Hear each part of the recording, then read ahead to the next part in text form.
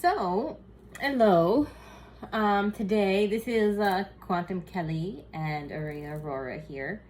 And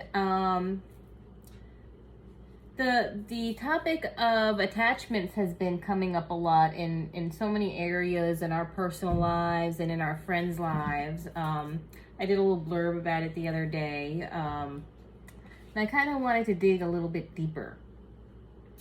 This is a part of the process that we're going through right now. We're not saying everybody else needs to release attachments, but should it ever come up for you, these are the questions we're asking ourselves about it and how we're looking at it. Yeah, suffice it to say, releasing things that are no longer serving you, while it isn't necessary for everybody, I think it is beneficial for everybody. Right, and I guess we'd say what's the point of it, right? Why do we want to do that? Why would you want to release attachments? If it took, it's almost like you have an acquired taste, and you finally learned to like something, and now you got to let that go. Well, here's the thing: an attachment isn't just something you like, because there's nothing wrong with liking something, and there's nothing wrong with indulging in something that you're liking. But is this something that is beneficial to you? Is it something that holds you back?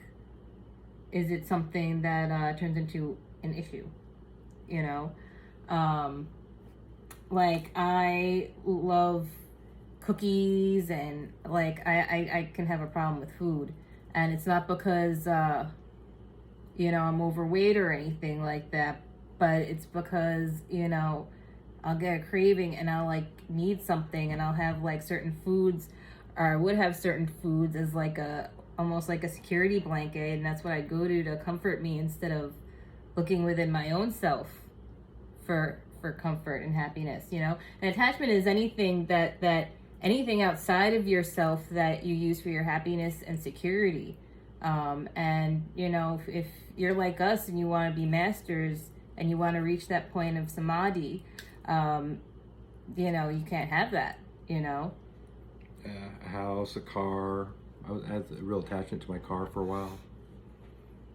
Yeah, there's a lot of, a car is a common attachment, a bank account is a common attachment, food, substances, even, one's own appearance can be a big attachment.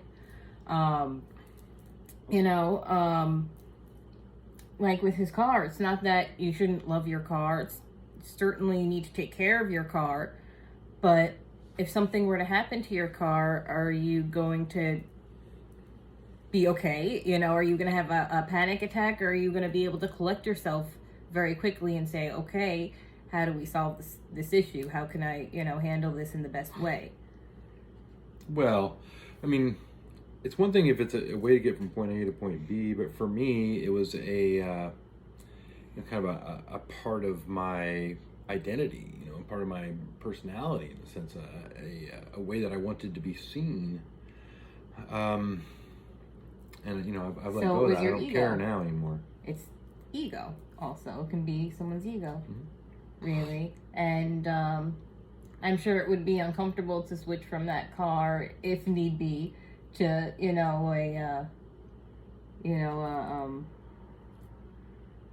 like a $2,000 hoopty type thing. But you gotta do what you gotta do. But in the end, you wouldn't be any worse for the wear if that had to happen. It's not something that, if you were to step back and look at the bigger picture, that's that important. So I've got a couple things here that I think is important as far as what attachments like.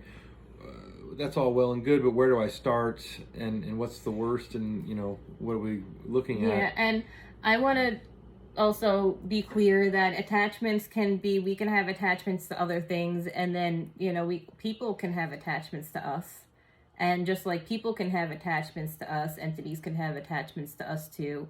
I'm not going to talk about it right now, the entities thing, because it's so dependent on the situation, what level of thing needs to be done, and that's not something I would just do online. That's a totally different kind of attachment than what we're talking about today. I think it would be pretty off topic anyway. Yeah, but they could be to and from us, and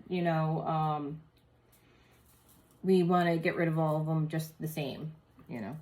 Because what I was going to say is, where do we start, right? Yeah. Anything that does not align with the person that you want to be. So you look down the road and you see the future Bob, the future Jane, whoever you are out there. What do you want your future to look like? Do you have medium term and long term goals, and so how do the things that you're doing right now fit in to that person's life? And also, what kind of person are you wanting to be in the future? What kind of things are in your life right now that are actively holding you back from being that person? Yeah. So anything that doesn't align with the person that you want to be is probably an attachment that you don't need, right? For us, we just gave up smoking, right? We look in the future, we don't see the future us, as walking masters, except we just smoke, right? Mm-hmm. We haven't mastered ourselves to that extent. We've also recently given up, all forms of red meat and pork, and for the most part, all meat, but on occasion we have chicken and fish. Process. Yeah, process, but that's another thing we've been working on, and for me, a while back I had to give up. At first I had to give up all grains, but I'm still more or less off gluten and dairy and stuff like that. Yeah. Currently for us, the big attachment that we're really working on, it's anything that distracts you from moving forward, right? So if you're sitting here watching the TV, playing games, surfing the web, hitting like on people's posts or whatever, right? Then what are you doing there, right? You're killing time and you are stopping yourself from doing something productive. When Spear first started getting on me about this, I was just like, so what do you want? You want me to be bored all the time? Yeah. Right? And they're like, yeah, exactly. That'd be great. Right? And so what happens when you're bored, Let's say that there's a power outage and you guys got lots of candles, right? Mm-hmm. And all of a sudden it's a good time to read a book. This book that you've been meaning to read, right? Because you have no other choice but to do it. And so this is what boredom is meant to do for me, if I could get myself to that place. Yeah. And mindfulness meditation. Not necessarily for everybody, but for him, that was one of the things he was supposed to do. Yeah, so anything that is a distraction is probably an attachment that is, you would be using that time to move forward in some way, right? You would be becoming the you that you want to be, developing a skill, learning something new. You'd be doing something productive if all the unproductive stuff was gone. It'd be that or boredom. The way I see it, if there's something that you're, because we all need a distraction, like here and there, for a couple of minutes here, a couple of minutes there. But however, if it's something that you're like relying on for your happiness and your security and like your maybe you're bored all the time, that could very well be an attachment. If the idea of it going away sends you into a panic, that's the surefire way that's an attachment. And what's this you say about, like if you're afraid of being bored, it means something?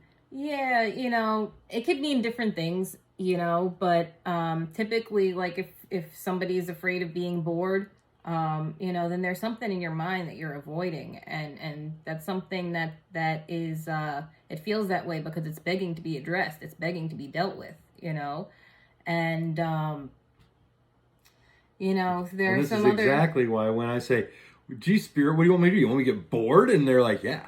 Exactly. Yeah, I was the same way. I always had to have something on, and I always had to be engaged in something. I had really bad insomnia for a long time, and you're not supposed to watch stuff or anything when you're trying to fall asleep, but it's just, because my awakening kind of restarted at that point, and I was like, I forget what I was saying. I went back there. As we've been working on this, we find ourselves, the more we work on it, the less pressed for time we are. Mm-hmm. So, all of a sudden, if I want to get a workout in, or if the yard work needs to be done, or the laundry needs to be folded, that's all handled, right? Like we're not stressing about things that we didn't get done that day or anything. And so, in a sense, it's a better quality of life because you don't always have these things hanging over your head that you think you should be doing. And to someone who had a lot of attachments from like cigarettes to drugs to media to, it's so freeing to, and I still have work to do on certain things. It's so freeing to, you know, you feel lighter not needing everything, and it's like, oh, you're out of chocolate chip cookies today. Oh well, all right, maybe they'll be back again soon. Instead of, oh shit, I gotta go find them somewhere else. I don't know why I like using that example. Why would you use chocolate chip cookies? Why?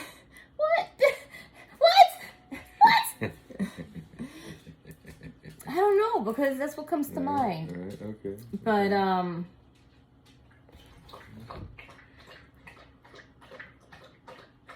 what was I saying again? Well, so I want to talk about this other thing we're talking about in terms of attachments, right? Things that you're attached to. I can't remember how the saying exactly goes or who said it, but basically the idea is that the wanting of things is the cause of all human suffering. This is when it all starts. So let's say I think I want a new car. So I want a new car, right? And I think, well, okay, so that's going to be a higher payment. So all I have to really do is just buckle down at work a little bit more, put in some extra hours, I'll kiss a bunch of extra butt, and then if promotion comes by, I can get that. And then before you know it, I'll have this car, and then I'm running that circle to keep it, right, for the next 5 years, 6 years, whatever.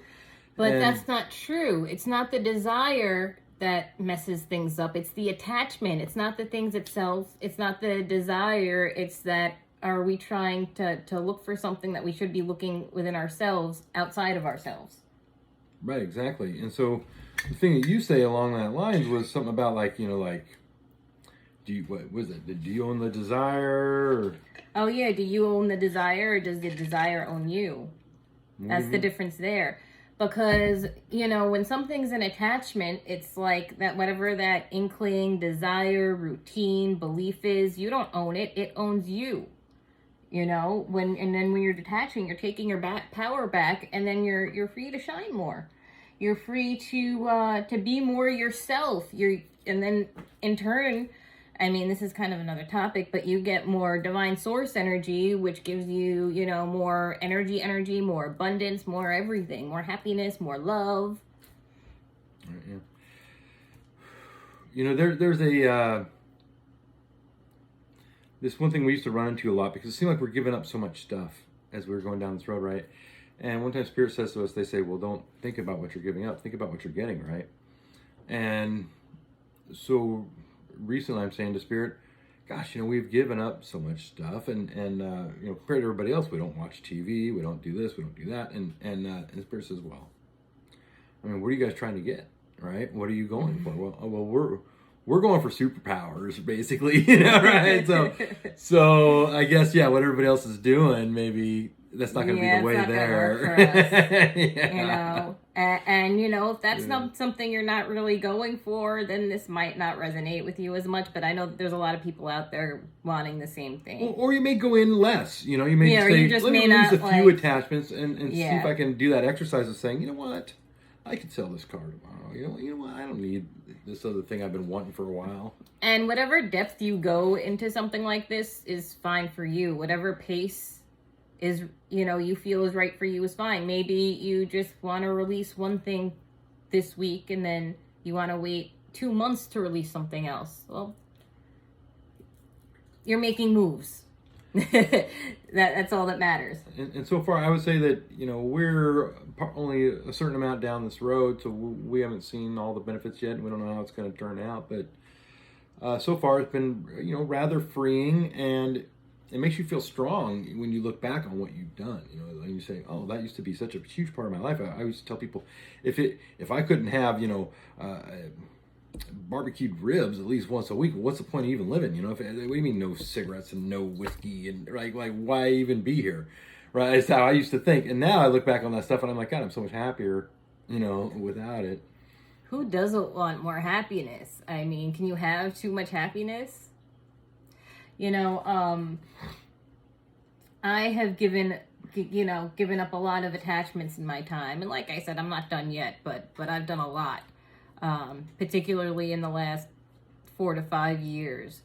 Um, and for me, it's been transformational. It's been transcendent because, when you go that deep, it's not just what's on the surface. It's that when you release that, you get more of yourself back.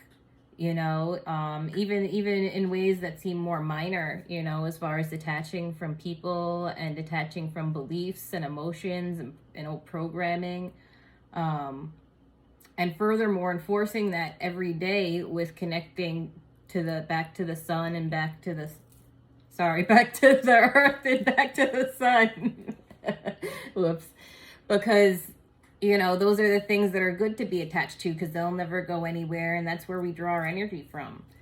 And when you make room, in my experience, when you go that deep and you make room for that higher light, some of the things that I've experienced, I'd say in the past year, I can breathe better, I can move more free, I'm happier, I feel better about myself. And then I'm also, and then opportunities start to flow, and then synchronicities, really great synchronicities start to happen. Not just better about yourself, but the direction your life is heading too. When you look down the road and you're thinking, am I spiraling the toilet? Right? Or am I going up the stairway to heaven? Like which way do they feel like they're going? And it sure is a lot easier to go to sleep at night, And furthermore, as you fall more and more into alignment with your true soul and your original blueprint, like for me, kind of thing, I'm getting more psychic clarity. I'm actually starting to see things with my eyes. If I relax my eyes, I'll see like a little orb here, or I'll see like a silhouette on the ceiling, and I know I'm on the right track when that stuff happens. For us to progress spiritually, it's always about the next level, the next higher vibration, right? And so the one easy way to get from one vibration to the next is get rid of one that was holding you down.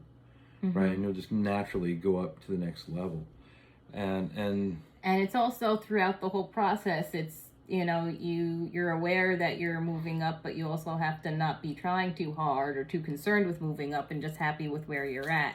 And when you don't have these attachments bearing you down, it's easy to be pretty happy with where you're at because you're lighter, You don't have all this crap, all this drama, all this stuff holding you back. And whatever happens, it's going to be fine whenever it happens. Oh, Athena.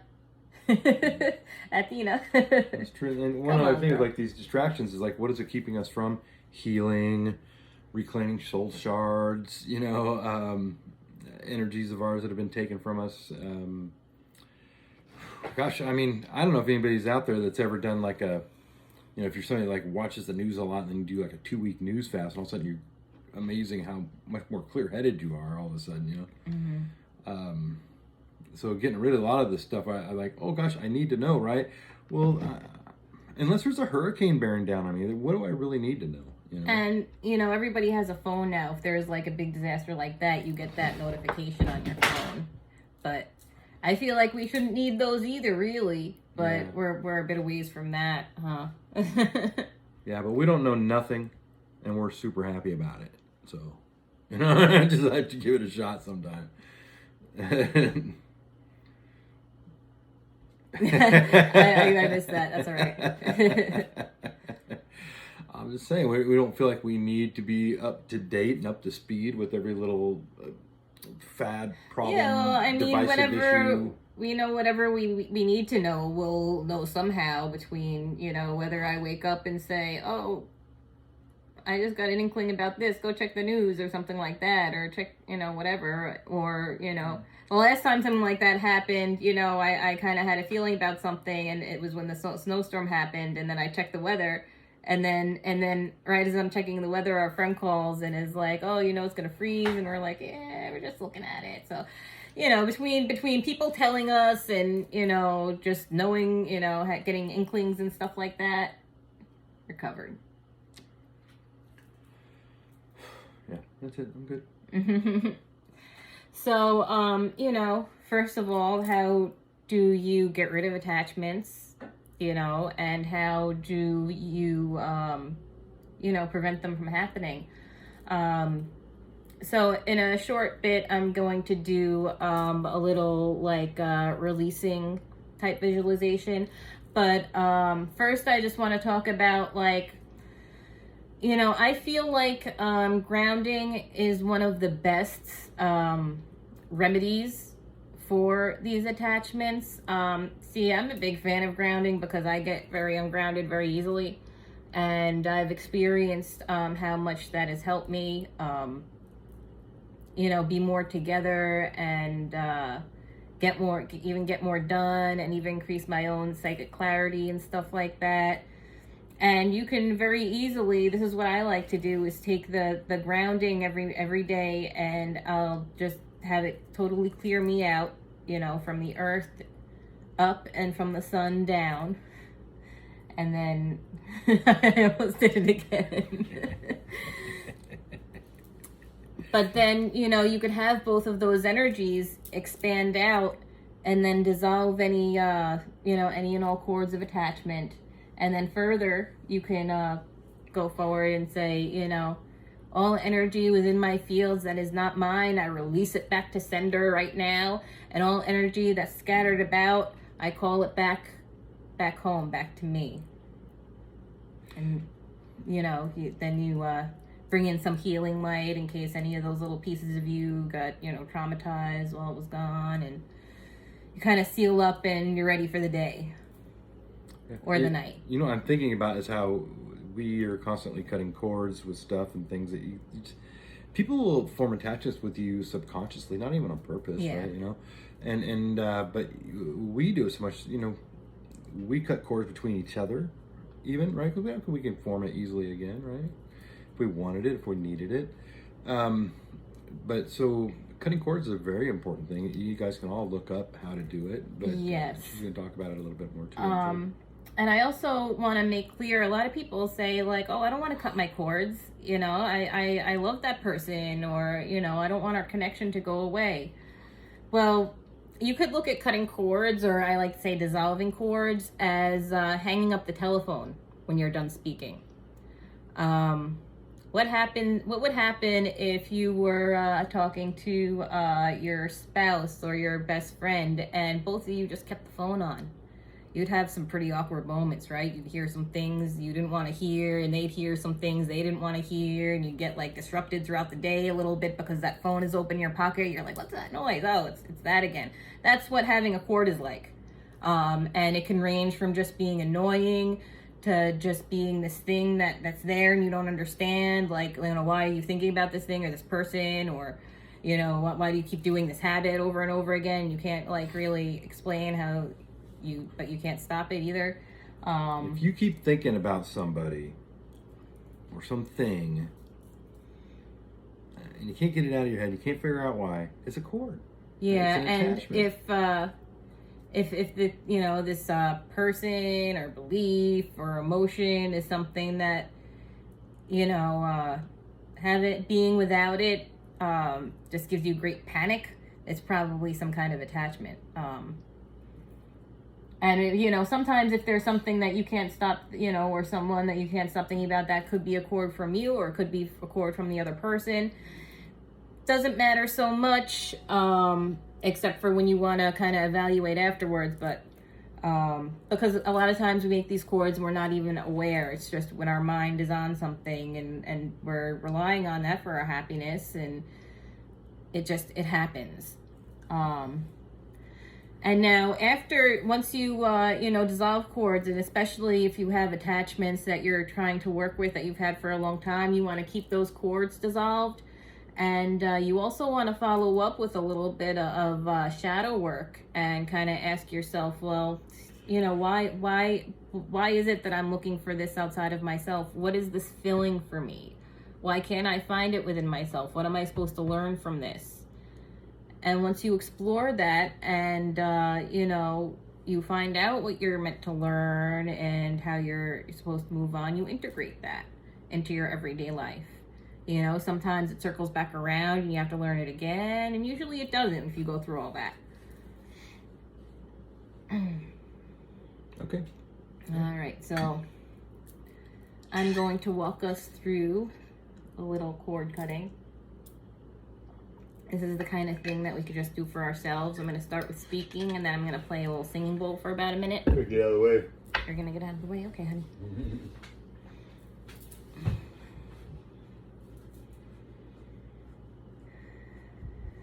So, if you will, just relax and take some nice, big, deep breaths.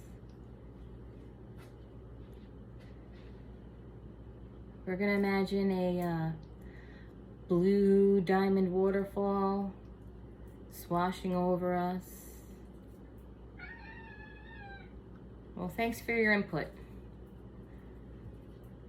A blue diamond waterfall. Just preliminary cleansing. Taking some nice, big, deep breaths. We're going to get centered in our heart and fill our heart with light.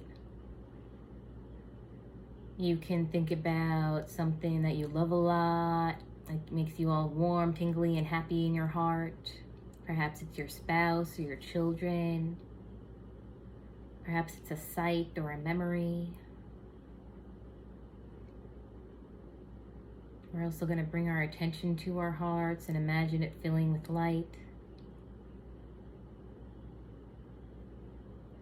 And then we're going to draw this light down through our roots and through our feet,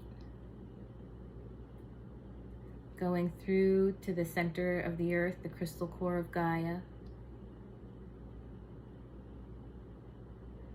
It's going to be 3 little cords that merge as one.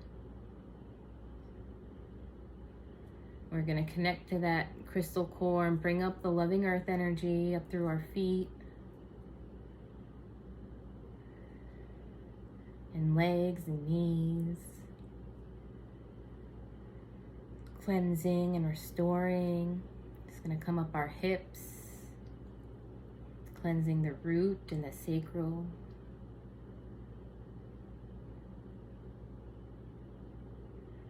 Going to move up the stomach and the chest and the arms and shoulders.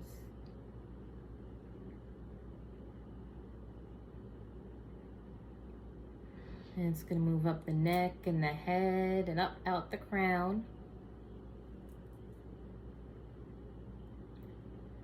And as it moves up the crown, it's going to come back around and inside again. So it's this continual flow. We call this a toroidal field, and it kind of goes in the shape of a donut. The energy is coming in from the bottom and out through the top and back in the bottom. And now we're going to bring our attention to our hearts again. Fill it with light. Fill it with love.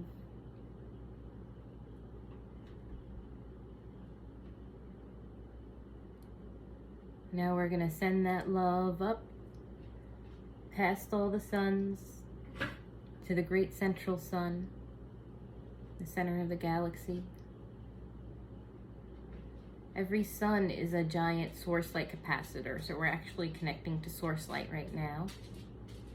We'll attach that cord and then bring it down through the upper chakras. And allow this warm, loving source energy to penetrate the crown and go down the third eye and down the head.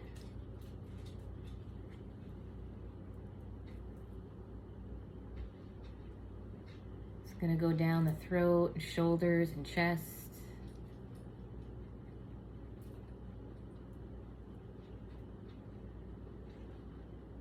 The source light's going to move down the solar plexus and down the lower chakras. And just like the earth energy, it's going to move out the bottom, out our root and out our feet, and back up through the top, back into the crown, continual flow of energy.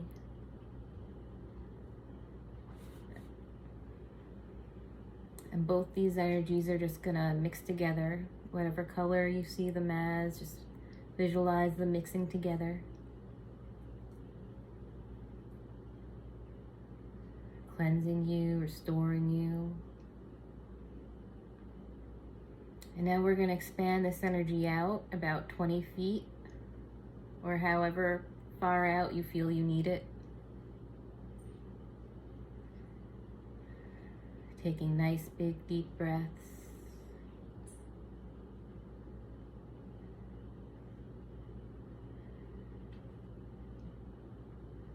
And now we're going to take in this liquid golden light from all sides. For further cleansing and restoration. And now I'm also going to call down a violet, golden violet flame to come down through the crown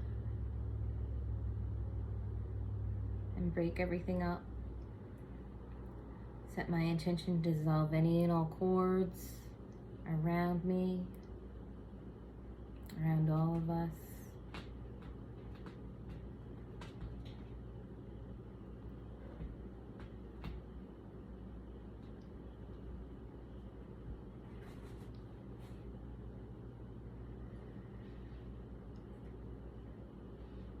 And we're just going to call in some source energy to come wash it through.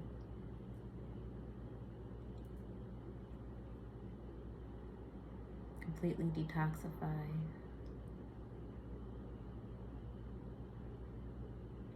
As we set our intention to release all energy that is not genuinely ours, return it back to sender, allowing all this light to cleanse and bring it back to its rightful place and purify.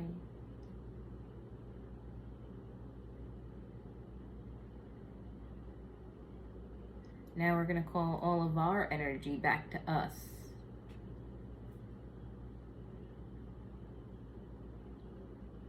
All of our fractals that we may have left in other places. So we're at full power once again.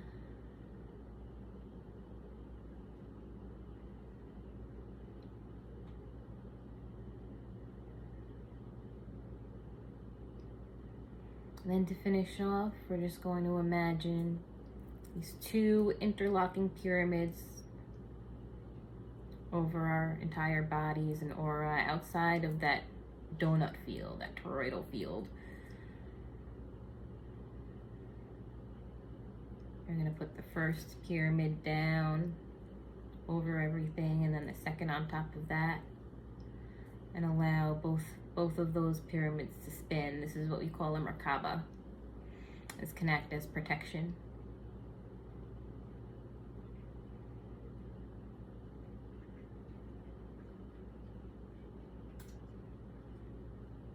And these lights also act to heal all the parts that have been brought back, any possible empty spaces.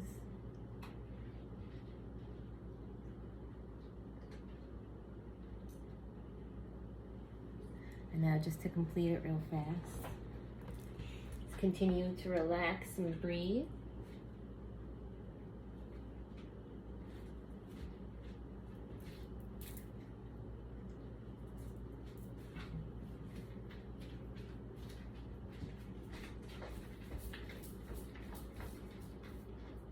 Oh, whoopsie.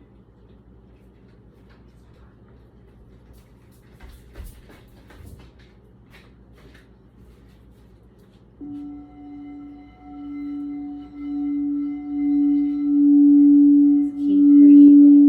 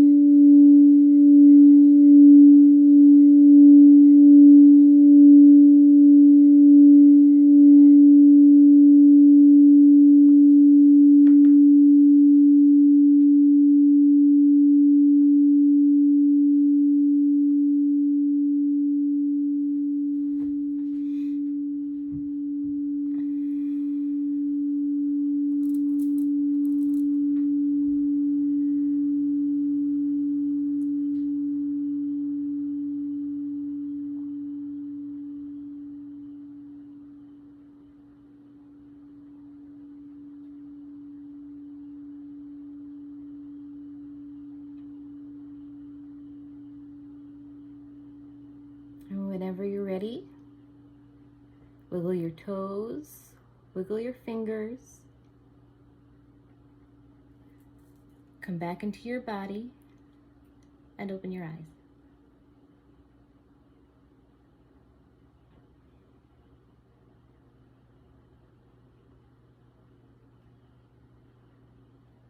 Well, I hope that that was helpful to at least one or two people.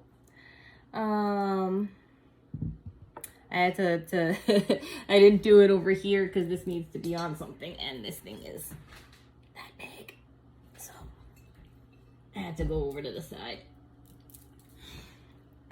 Anyway, you know, we find that the more of these attachments we release, just the better things are. The more we flow, the happier we are, the healthier we are. You know, just things go so much better. So we wanted to share this with you guys, and